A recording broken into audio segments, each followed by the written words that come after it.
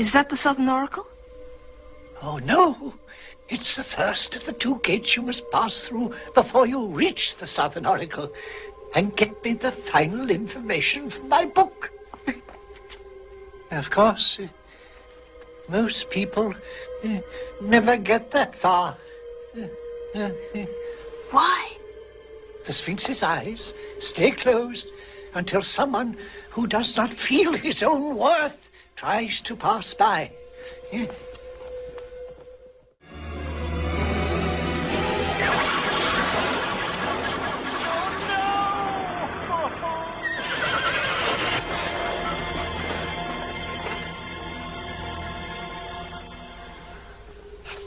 Did he make it? Did he? No. Fancy armor doesn't help. The Sphinxes can see straight into your heart.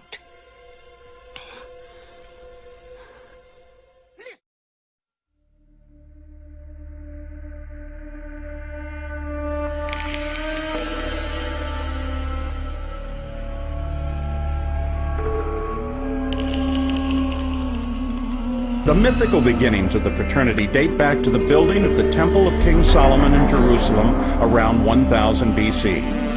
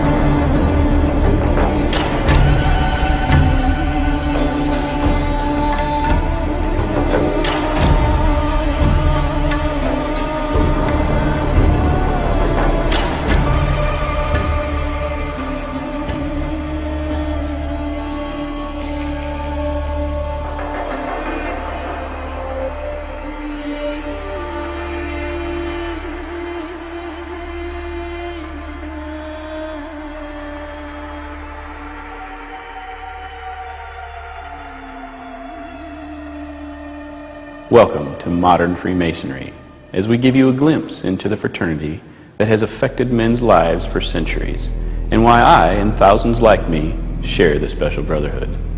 When I first explored this great fraternity, I didn't know much about the rich histories and traditions of Masonry, but I did see the special interactions of the members of the Lodge, and saw firsthand what real brotherhood was all about. These guys considered their fellow Lodge members as a type of extended family. And I was impressed by the closeness they shared.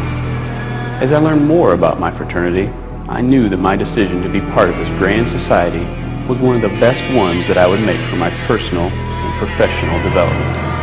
As I began to see how I fit into an organization that has affected the lives of many of our U.S. presidents, starting with George Washington, and includes some of the greatest movers and shakers of the past 300 years, I knew that I would benefit from these rich traditions, the same values and traditions that helped these men become better men, and having the same effect on me today.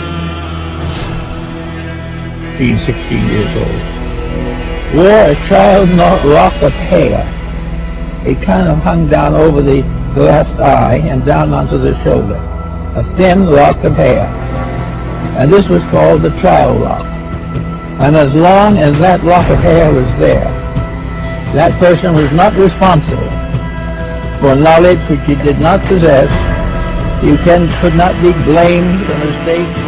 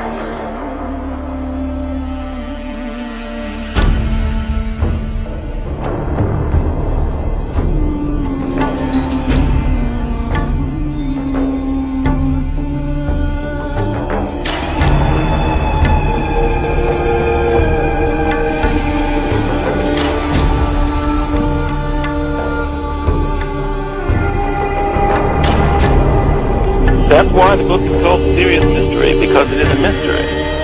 And I should draw the distinction between planets and stars here. The Dogon tribe know very well the difference between planets and stars, which are more than a lot of people in the street or in the mall might do, by the way. Well, even that's amazing, isn't it? All that by itself. The fact that they would even be able to distinguish the difference or know the difference, that's pretty good. I know. As I say, there's a lot of people walking along the street today who don't know that much. And the Dogon are very, very particular in their descriptions. They admit that they believe that beings came from the system of the star Sirius to the Earth in the distant past. That's their story, and they're sticking to it. And these are